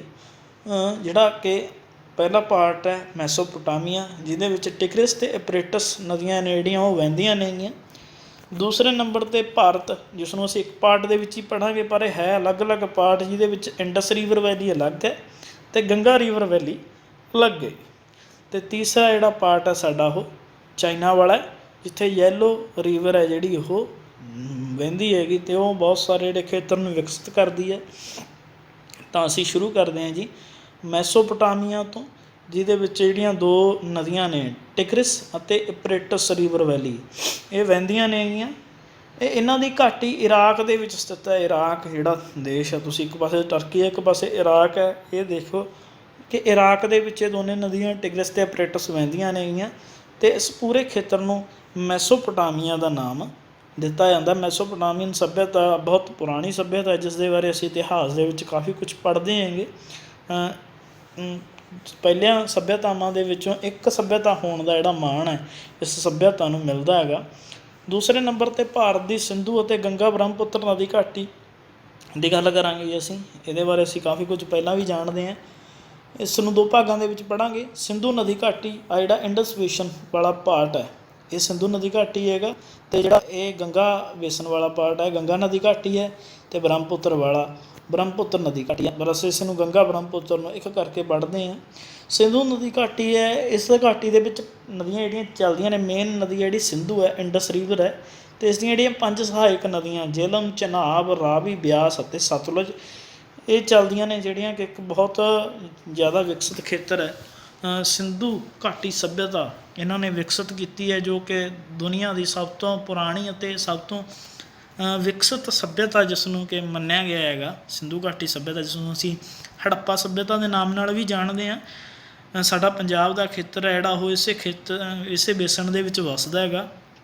ਅਤੇ ਦੂਸਰਾ ਜਿਹੜਾ ਸਾਡਾ ਪਾਰਟ ਹੈ ਗੰਗਾ ਬ੍ਰਹਮਪੁੱਤਰ ਨਦੀ ਘਾਟੀ, ਇਹਦੇ ਵਿੱਚ ਗੰਗਾ ਅਤੇ ਉਸ ਦੀਆਂ ਸਹਾਇਕ ਨਦੀਆਂ ਅਤੇ ਬ੍ਰਹਮਪੁੱਤਰ ਅਤੇ ਉਸ ਦੀਆਂ ਸਹਾਇਕ ਨਦੀਆਂ ਇਹ ਚੱਲਦੀਆਂ ਨੇਗੀਆਂ, ਅਤੇ ਅਲੱਗ-ਅਲੱਗ ਵਿਕਸਿਤ ਘਾਟੀਆਂ ਦਾ ਨਿਰਮਾਣ ਇੱਥੇ ਇਹ ਕਰਦੀਆਂ ਨੇ, ਮੈਦਾਨਾਂ ਦਾ, ਅਤੇ ਬਹੁਤ ਉਪਜਾਊ ਖੇਤਰ ਇਹ ਮੰਨੇ ਜਾਂਦੇ ਨੇ, ਕਿਉਂਕਿ ਨਦੀਆਂ ਦੁਆਰਾ ਨਵੀਂ ਜਿਹੜੀ ਮਿੱਟੀ ਹੈ, ਜਲੋੜ ਮਿੱਟੀ ਹੈ, ਉਹ ਹਰ ਸਾਲ ਇੱਥੇ ਲਿਆ ਕੇ ਵਿਛਾਈ ਜਾਂਦੀ ਹੈ, ਅਤੇ ਇਹਨਾਂ ਖੇਤਰਾਂ ਦੀ ਜਿਹੜੀ ਮਿੱਟੀ ਆ ਉਹ ਫਸਲਾਂ ਦੇ ਲਈ ਬਹੁਤ ਉਪਜਾਊ ਮੰਨੀ ਗਈ ਹੈ। ਅੱਗੇ ਅਸੀਂ ਚੀਨ ਦੇ ਮਹਾਨ ਮੈਦਾਨਾਂ ਦੀ ਗੱਲ ਕਰਦੇ ਹਾਂ, ਗ੍ਰੇਟ ਪਲੇਨਸ ਆਫ ਚਾਈਨਾ। ਇਹ ਜਿਹੜੇ ਖੇਤਰ ਨੇ ਇਹ ਚੀਨ ਦੀਆਂ 3 ਨਦੀਆਂ ਹੁਆਂਗਹੀ, ਜਿਸ ਨੂੰ ਅਸੀਂ ਯੈਲੋ ਰਿਵਰ ਵੀ ਕਹਿ ਦਿੰਦੇ ਹਾਂ, ਯਾਂਗਚੀ ਅਤੇ ਸੀਕਿਆਂਗ, ਇਹਨਾਂ ਦੁਆਰਾ ਬਣਾਏ ਗਏ ਨੇ। 3 ਨਦੀਆਂ ਦੇ ਨਾਮ ਯਾਦ ਰੱਖਣਾ ਜੀ, ਹੁਆਂਗਹੀ, ਯੈਲੋ ਰਿਵਰ, ਦੋਨਾਂ 'ਚੋਂ ਕੁਛ ਵੀ ਕਹਿ ਸਕਦੇ ਹੋ ਤੁਸੀਂ, ਯਾਂਗਚੀ ਅਤੇ ਸੀਕਿਆਂਗ। ਅਤੇ ਇਸ ਖੇਤਰ ਵਿੱਚ ਕੁਝ ਹੋਰ ਨਦੀ ਘਾਟੀਆਂ ਜਿਵੇਂ ਕਿ ਮੈਕਿਓਂਗ ਨਦੀ ਘਾਟੀ, ਇੰਡੋ ਚਾਈਨਾ ਨਦੀ ਘਾਟੀ ਅਤੇ ਅਮੂਰ ਨਦੀ ਘਾਟੀ, ਇਹ ਵੀ ਛੋਟੀਆਂ ਘਾਟੀਆਂ ਵਿੱਚ ਹੀ ਇਸ ਦੇ ਪਾਈਆਂ ਜਾਂਦੀਆਂ ਨੇ। ਇਹ ਮੈਪ ਇਸ ਦਾ ਦਿਖਾਇਆ ਗਿਆ ਜੀ ਚਾਈਨਾ ਦੇ ਵਿੱਚ। ਅਤੇ ਅਗਲਾ ਜਿਹੜਾ ਸਾਡਾ ਪਾਰਟ ਹੈ ਉਹ ਹੈ ਆਈਲੈਂਡ ਗਰੁੱਪਸ, ਦੀਪ ਸਮੂਹ। ਏਸ਼ੀਆ ਦੇ ਵਿੱਚ ਕਾਫੀ ਸਾਰੇ ਜਿਹੜੇ ਦੀਪ ਸਮੂਹ ਨੇ ਉਹ ਵੀ ਪਾਏ ਜਾਂਦੇ ਨੇ, ਜਿਵੇਂ ਅਸੀਂ ਇਸ ਵੀਡੀਓ ਦੇ ਵਿੱਚ ਪਿੱਛੇ ਮੈਪ ਦੇ ਵਿੱਚ ਦੇਖਿਆ ਸੀਗਾ। ਪੂਰਬੀ ਅਤੇ ਦੱਖਣ ਪੂਰਬੀ ਖੇਤਰ ਦੇ ਵਿੱਚ ਬਹੁਤ ਸਾਰੇ ਜਿਹੜੇ ਦੀਪ ਨੇ ਉਹ ਪਾਏ ਜਾਂਦੇ ਨੇ। ਇਹਨਾਂ ਦੇ ਵਿੱਚ ਸੰਸਾਰ ਦਾ ਸਭ ਤੋਂ ਵੱਡਾ ਦੀਪ ਸਮੂਹ ਇੰਡੋਨੇਸ਼ੀਆ ਦੀਪ ਸਮੂਹ ਵੀ ਪਾਇਆ ਜਾਂਦਾ, ਜਿਸ ਦੇ ਵਿੱਚ ਬੋਰਨੀਆ, ਸੁਮਾਤਰਾ, ਜਾਵਾ, ਸੁਲਾਵੇਸੀ, ਬਾਲੀ ਅਤੇ ਤੈਮੂਰ ਦੇ ਦੀਪ ਸ਼ਾਮਿਲ ਨੇ। ਇਹ ਅਲੱਗ ਨਹੀਂ, ਇਹਨਾਂ ਨੂੰ ਸਿਰਾਂ ਨੂੰ ਇੱਕੋ ਨਾਮ ਇੰਡੋਨੇਸ਼ੀਆ ਨਾਲ ਜਾਣਿਆ ਜਾਂਦਾ ਹੈਗਾ। ਇਸ ਤੋਂ ਇਲਾਵਾ ਅਰਬ ਸਾਗਰ ਦੇ ਵਿੱਚ ਲਕਸ਼ਦੀਪ ਦੀਪ ਸਮੂਹ ਜੋ ਭਾਰਤ ਦੇ ਪੱਛਮ ਦੇ ਵਿੱਚ ਨੇ, ਅਤੇ ਬੰਗਾਲ ਦੀ ਖਾੜੀ ਦੇ ਵਿੱਚ ਅੰਡੇਮਾਨ ਅਤੇ ਨਿਕੋਬਾਰ ਦੀਪ ਸਮੂਹ ਜੋ ਭਾਰਤ ਦੀ ਪੂਰਬ ਦੇ ਵਿੱਚ ਸਥਿਤ ਨੇ, ਜਿਹੜੇ ਕਿ ਭਾਰਤ ਨਾਲ ਹੀ ਸੰਬੰਧਿਤ ਨੇ, ਉਹ ਵੀ ਪਾਏ ਜਾਂਦੇ ਨੇ। ਅਸੀਂ ਮੈਪ ਦੇਖਦੇ ਹਾਂ ਜੀ, ਆਹ ਇੰਡੋਨੇਸ਼ੀਆ ਦੀਪ ਸਮੂਹ ਦਾ ਮੈਪ ਹੈ, ਜਿਸ ਦੇ ਵਿੱਚ ਜਿਹੜੇ ਮੈਪ ਸੁਮਾਤਰਾ, ਜਾਵਾ, ਬਾਲੀ, ਤੈਮੂਰ, ਬੋਰਨੀਓ, ਇਹ ਸਾਰੇ ਜਿਹੜੇ ਦੀਪ ਨੇ ਉਹ ਪਾਏ ਜਾਂਦੇ ਨੇਗੇ। ਅਤੇ ਇਸ ਤੋਂ ਇਲਾਵਾ ਜਿਹੜਾ ਇਹ ਅੰਡੇਮਾਨ ਅਤੇ ਨਿਕੋਬਾਰ ਭਾਰਤ ਦੇ ਪੂਰਬ ਵਾਲੇ ਪਾਸੇ ਬੰਗਾਲ ਦੀ ਖਾੜੀ ਦੇ ਵਿੱਚ ਸਥਿਤ ਜਿਹੜਾ ਏਰੀਆ ਹੈਗਾ, ਉਹ ਦੀਪ ਨੇ, ਇਹ ਭਾਰਤ ਨਾਲ ਸੰਬੰਧਿਤ ਨੇ। ਅਤੇ ਲਕਸ਼ਦੀਪ ਜਿਹੜੇ ਭਾਰਤ ਦੇ ਪੱਛਮ ਦੇ ਵਿੱਚ ਪਾਏ ਜਾਂਦੇ ਨੇਗੇ। ਅਤੇ ਹੁਣ ਕੁਝ ਅਸੀਂ ਪ੍ਰੋਮਿਸ ਕੀਤਾ ਸੀ ਤੁਹਾਡੇ ਨਾਲ ਕਿ ਕੁਝ ਜਿਹੜੇ ਇੰਟਰਸਟਿੰਗ ਫੈਕਟ ਨੇ ਉਹ ਅਸੀਂ ਏਸ਼ੀਆ ਬਾਰੇ ਤੁਹਾਨੂੰ ਇਸ ਵੀਡੀਓ ਦੇ ਵਿੱਚ ਦੱਸਾਂਗੇ, ਤਾਂ ਸਮਾਂ ਆ ਗਿਆ ਹੈ ਉਹਨਾਂ ਇੰਟਰਸਟਿੰਗ ਫੈਕਟਸ ਦਾ, ਕੁਝ ਰੌਚਕ ਗੱਲਾਂ ਦਾ ਜਾਣਦੇ ਹਾਂ ਜੀ। ਦੁਨੀਆ ਦੇ ਵਿੱਚ ਜਿਹੜੇ ਸਭ ਤੋਂ ਵੱਧ ਮੰਨੇ ਜਾਣ ਵਾਲੇ 5 ਧਰਮ ਨੇ, ਜਿਨ੍ਹਾਂ ਵਿੱਚ ਹਿੰਦੂ, ਈਸਾਈ, ਮੁਸਲਮਾਨ, ਚੀਨੀ ਲੋਕ ਧਰਮ ਅਤੇ ਬੁੱਧ ਧਰਮ, ਇਹਨਾਂ ਦਾ ਜਨਮ ਹੈ ਉਹ ਏਸ਼ੀਆ ਦੇ ਵਿੱਚ ਹੀ ਹੋਇਆ ਹੈਗਾ। ਆਬਾਦੀ ਪੱਖੋਂ ਦੁਨੀਆ ਦੇ ਸਭ ਤੋਂ ਵੱਡੇ ਦੇਸ਼ ਚੀਨ ਅਤੇ ਭਾਰਤ ਏਸ਼ੀਆ ਵਿੱਚ ਸਥਿਤ ਨੇ। ਦੁਨੀਆ ਦੀ ਸਭ ਤੋਂ ਉੱਚੀ ਪਰਬਤ ਚੋਟੀ ਮਾਊਂਟ ਐਵਰੈਸਟ, ਜੋ ਕਿ ਨੇਪਾਲ ਵਿੱਚ ਸਥਿਤ ਹੈ ਅਤੇ ਜਿਸ ਦੀ ਉਚਾਈ 8850 ਮੀਟਰ ਹੈ, ਏਸ਼ੀਆ ਵਿੱਚ ਹੀ ਸਥਿਤ ਹੈ। ਇਸ ਦੇ ਵਿੱਚ ਵੀ ਇੱਕ ਥੋੜ੍ਹਾ ਜਿਹਾ ਡਾਊਟ ਹੈ ਕਿ ਕਈ ਕਿਤਾਬਾਂ ਦੇ ਵਿੱਚ ਇਸ ਦੀ ਜਿਹੜੀ ਉਚਾਈ ਹੈ 8848 ਮੀਟਰ ਵੀ ਲਿਖੀ ਹੋਈ ਹੈ, ਜੋ ਅਸੀਂ ਸ਼ੁਰੂ ਤੋਂ ਪੜ੍ਹਦੇ ਆ ਰਹੇ ਹਾਂ। ਪਰ ਕੁਝ ਵਿਦਵਾਨਾਂ ਦਾ ਇਹ ਮੰਨਣਾ ਹੈਗਾ ਕਿ ਜਿਹੜੀ ਮਾਊਂਟ ਐਵਰੈਸਟ ਹੈ ਉਹ ਦਿਨੋਂ ਦਿਨ ਉੱਪਰ ਉੱਠਦੀ ਜਾ ਰਹੀ ਹੈ, ਅਤੇ ਇਸ ਦੀ ਹੁਣ ਜਿਹੜੀ ਲੇਟੈਸਟ ਹਾਈਟ ਹੈ ਉਹ 8850 ਮੀਟਰ ਹੈ। ਇਸ ਦੇ ਵਿੱਚ ਥੋੜ੍ਹਾ ਜਿਹਾ ਡਾਊਟ ਹੈ, ਉਹ ਚੱਲ ਰਿਹਾ ਹੈਗਾ, ਅਤੇ ਆਪਾਂ 8850 ਮੀਟਰ ਇਸ ਨੂੰ ਲਿਖਿਆ ਹੈਗਾ। ਅਤੇ ਵਿਸ਼ਵ ਦੀ ਜਿਹੜੀ ਸਭ ਤੋਂ ਡੂੰਘੀ ਖੱਡ ਹੈ ਮੈਰੀਨਾ ਟ੍ਰੰਚ, ਜੋ ਕਿ ਫਿਲੀਪੀਨ ਦੀਪ ਸਮੂਹ ਕੋਲ ਪ੍ਰਸ਼ਾਂਤ ਮਹਾਸਾਗਰ ਦੇ ਵਿੱਚ ਸਥਿਤ ਹੈ। ਇਸ ਦੀ ਡੂੰਘਾਈ 11034 ਮੀਟਰ ਹੈ। ਇਹ ਵੀ ਏਸ਼ੀਆ ਮਹਾਂਦੀਪ ਦੇ ਵਿੱਚ ਹੀ ਸਥਿਤ ਹੈ, ਜੋ ਕਿ ਇਸ ਦੀ ਜਿਹੜੀ ਡੂੰਘਾਈ ਹੈ ਮਾਊਂਟ ਐਵਰੈਸਟ ਦੀ ਹਾਈਟ ਨਾਲੋਂ ਬਹੁਤ ਜ਼ਿਆਦਾ ਹੈ। ਇਹ ਵਿਸ਼ਵ ਦੀ ਸਭ ਤੋਂ ਡੂੰਘੀ ਖੱਡ ਮੰਨੀ ਜਾਂਦੀ ਹੈ ਮੈਰੀਆਨਾ ਟ੍ਰੰਚ। ਅਤੇ ਖੇਤਰਫਲ ਪੱਖੋਂ ਏਸ਼ੀਆ ਦਾ ਸਭ ਤੋਂ ਵੱਡਾ ਦੇਸ਼ ਹੈ ਜਿਹੜਾ ਉਹ ਰਸ਼ੀਆ ਜੀ, ਅਤੇ ਸਭ ਤੋਂ ਜਿਹੜਾ ਛੋਟਾ ਦੇਸ਼ ਹੈ ਉਹ ਮਾਲਦੀਵ ਹੈ।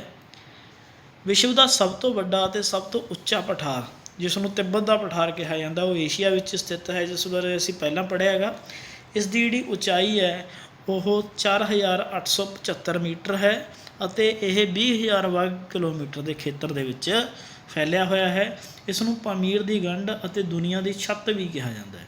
ਪਾਮੀਰ ਦੀ ਗੰਢ ਇਸ ਨੂੰ ਇਸ ਲਈ ਕਿਹਾ ਜਾਂਦਾ ਹੈਗਾ ਕਿਉਂਕਿ ਇਸ ਦੇ ਵਿੱਚੋਂ ਬਹੁਤ ਸਾਰੀਆਂ ਜਿਹੜੀਆਂ ਪਰਬਤੀ ਲੜੀਆਂ ਨੇ ਉਹ ਨਿਕਲਦੀਆਂ ਨੇ, ਇੱਕ ਗੰਢ ਦੇ ਰੂਪ ਦੇ ਵਿੱਚ ਹੈ ਇਹ। ਅਤੇ ਦੁਨੀਆ ਦੀ ਛੱਤ ਇਸ ਲਈ ਕਿਹਾ ਜਾਂਦਾ ਹੈ ਕਿਉਂਕਿ ਇਹ ਉਚਾਈ ਦੇ ਪੱਖੋਂ ਬਹੁਤ ਜ਼ਿਆਦਾ ਹੈਗਾ, 4875 ਮੀਟਰ ਦੀ ਉਚਾਈ 'ਤੇ ਇਹ ਸਥਿਤ ਹੈਗਾ। ਵਿਸ਼ਵ ਦੀ ਸਭ ਤੋਂ ਵੱਡੀ ਅੰਤਰਦੇਸ਼ੀ ਖਾਰੇ ਪਾਣੀ ਦੀ ਝੀਲ ਕੈਸਪੀਅਨ ਸਾਗਰ, ਜਿਸ ਦੇ ਬਾਰੇ ਅਸੀਂ ਮੈਪ ਦੇ ਵਿੱਚ ਦੇਖਿਆ ਸੀਗਾ, ਇਹ ਵੀ ਏਸ਼ੀਆ ਦੇ ਵਿੱਚ ਹੀ ਸਥਿਤ ਹੈ।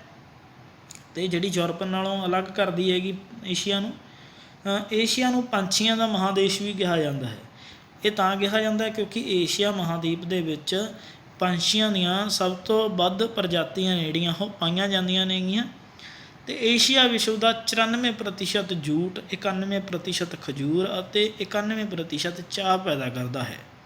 ਏਸ਼ੀਆ ਵਿੱਚ ਸਭ ਤੋਂ ਵੱਧ ਮੱਛੀ ਫੜਨ ਵਾਲਾ ਦੇਸ਼ ਚਾਈਨਾ ਹੈ। ਏਸ਼ੀਆ ਵਿੱਚ ਸਭ ਤੋਂ ਵੱਧ ਕੁਦਰਤੀ ਰਬੜ ਪੈਦਾ ਕਰਨ ਵਾਲਾ ਦੇਸ਼ ਥਾਈਲੈਂਡ ਹੈ। ਏਸ਼ੀਆ ਵਿੱਚ ਸਭ ਤੋਂ ਵੱਧ ਟਿਨ ਪੈਦਾ ਕਰਨ ਵਾਲਾ ਦੇਸ਼ ਚਾਈਨਾ ਹੈ। ਏਸ਼ੀਆ ਵਿੱਚ ਸਭ ਤੋਂ ਵੱਧ ਅਬਰਕ ਪੈਦਾ ਕਰਨ ਵਾਲਾ ਦੇਸ਼ ਭਾਰਤ ਹੈ। ਏਸ਼ੀਆ ਵਿੱਚ ਸਭ ਤੋਂ ਵੱਧ ਰੇਡੀਓ ਬਣਾਉਣ ਵਾਲਾ ਅਤੇ ਅਖਬਾਰ ਪੜ੍ਹਨ ਵਾਲਾ ਦੇਸ਼ ਹਾਂਗਕਾਂਗ ਹੈ। ਰੇਡੀਓ ਹਾਂਗਕਾਂਗ ਦੁਆਰਾ ਸਭ ਤੋਂ ਵੱਧ ਬਣਾਏ ਜਾਂਦੇ ਨੇ ਅਤੇ ਅਖਬਾਰ ਵੀ ਉੱਥੇ ਹੀ ਸਭ ਤੋਂ ਜ਼ਿਆਦਾ ਪੜ੍ਹੇ ਜਾਂਦੇ ਹਨ। ਏਸ਼ੀਆ ਵਿੱਚ ਸਭ ਤੋਂ ਵੱਧ ਜਿਹੜੇ ਡਾਕਘਰ ਨੇ ਉਹ ਭਾਰਤ ਦੇ ਵਿੱਚ ਪਾਏ ਜਾਂਦੇ ਨੇ, ਸ਼ਾਇਦ ਵਿਸ਼ਵ ਦੇ ਵਿੱਚ ਹੀ ਸਭ ਤੋਂ ਵੱਧ ਭਾਰਤ 'ਚ ਪਾਏ ਜਾਂਦੇ ਨੇ। ਇੰਡੋਨੇਸ਼ੀਆ ਦੇ ਮਲੱਕਾ ਦੀਪ ਨੂੰ ਮਸਾਲਿਆਂ ਦਾ ਦੀਪ ਵੀ ਕਿਹਾ ਜਾਂਦਾ ਹੈ। ਵਿਸ਼ਵ ਦੇ 6 ਮੁੱਖ ਧਰਮ ਹਿੰਦੂ, ਮੁਸਲਿਮ, ਈਸਾਈ, ਸਿੱਖ, ਬੁੱਧ ਅਤੇ ਜੈਨ ਦੀ ਜਨਮ ਭੂਮੀ ਹੈ ਜਿਹੜੀ ਉਹ ਏਸ਼ੀਆ ਹੈਗੀ। ਪਿੱਛੇ ਅਸੀਂ 5 ਕਰੇ ਸੀ, ਉਹਦੇ ਵਿੱਚ ਇਹ ਸੀ ਕਿ 5 ਧਰਮਾਂ ਨੂੰ ਮੰਨਣ ਵਾਲੇ ਜਿਹੜੇ ਸਭ ਤੋਂ ਵੱਧ ਲੋਕ ਨੇ ਉਹ ਇੱਥੇ ਰਹਿੰਦੇ ਨੇ। ਅਤੇ ਜਿਹੜੇ 6 ਧਰਮ ਨੇ ਉਹਨਾਂ ਦੀ ਜਨਮ ਭੂਮੀ ਏਸ਼ੀਆ ਪਾਈ ਜਾਂਦੀ ਹੈ। ਥੋੜ੍ਹਾ ਜਿਹਾ ਈਸਾਈ ਧਰਮ ਦੇ ਬਾਰੇ ਆਪਾਂ ਨੂੰ ਇਹ ਲੱਗਦਾ ਕਿ ਯੂਰਪ ਦੇ ਵਿੱਚ ਇਸ ਦਾ ਜਨਮ ਹੋਇਆ ਸੀ, ਪਰ ਇਸ ਦਾ ਜਨਮ ਜੈਰੂਸਲਮ ਦੇ ਵਿੱਚ ਹੋਇਆ ਸੀ ਜੋ ਕਿ ਏਸ਼ੀਆ ਦੇ ਵਿੱਚ ਸਥਿਤ ਹੈ। ਵਿਸ਼ਵ ਦਾ ਸਭ ਤੋਂ ਵੱਡਾ ਸਥਲਬੱਧ ਲੈਂਡ ਲੌਕਡ ਕੰਟਰੀ, ਜਿਹੜਾ ਚਾਰੇ ਪਾਸਿਓਂ ਜ਼ਮੀਨ ਨਾਲ ਘਿਰਿਆ ਹੋਇਆ ਹੈ, ਕੋਈ ਵੀ ਜਿਸ ਦਾ ਪਾਸਾ ਪਾਣੀ ਨਾਲ, ਸਮੁੰਦਰ ਨਾਲ ਨਹੀਂ ਲੱਗਦਾ, ਮੰਗੋਲੀਆ ਏਸ਼ੀਆ ਦੇ ਵਿੱਚ ਸਥਿਤ ਹੈ। ਇਹ ਵਿਸ਼ਵ ਦਾ ਸਭ ਤੋਂ ਵੱਡਾ ਲੈਂਡ ਲੌਕਡ ਕੰਟਰੀ ਹੈ। ਵਿਸ਼ਵ ਦੀ ਸਭ ਤੋਂ ਵੱਡੀ ਮਿੱਠੇ ਪਾਣੀ ਦੀ ਜਿਹੜੀ ਝੀਲ ਹੈ ਬੈਕਾਲ ਝੀਲ, ਰਸ਼ੀਆ, ਇਹ ਵੀ ਏਸ਼ੀਆ ਦੇ ਵਿੱਚ ਹੀ ਸਥਿਤ ਹੈ। ਅਤੇ ਉਮੀਦ ਕਰਦੇ ਹਾਂ ਕਿ ਤੁਹਾਨੂੰ ਇਹ ਲੈਸਨ ਕਾਫੀ ਵਧੀਆ ਲੱਗਿਆ ਹੋਵੇਗਾ। ਸਾਰੀ ਡਿਟੇਲਸ ਨੇ ਜਿਹੜੀਆਂ ਏਸ਼ੀਆ ਬਾਰੇ ਉਹ ਸਮਝ ਆ ਗਈਆਂ ਹੋਣਗੀਆਂ। ਜੇ ਫਿਰ ਵੀ ਸਾਡੇ ਤੋਂ ਕੁਝ ਕਮੀ ਰਹਿ ਗਈ ਹੈ ਤਾਂ ਪਲੀਜ਼ ਕਮੈਂਟ ਕਰਕੇ ਜ਼ਰੂਰ ਦੱਸਣਾ। ਇਹ ਵੀ ਦੱਸਿਓ ਕਿ ਤੁਹਾਨੂੰ ਇਹ ਲੈਸਨ ਜਿਹੜਾ ਕਿਵੇਂ ਦਾ ਲੱਗਿਆ। ਤਾਂ ਅਗਲੀ ਵੀਡੀਓ ਤੱਕ ਦੇ ਲਈ ਧੰਨਵਾਦ।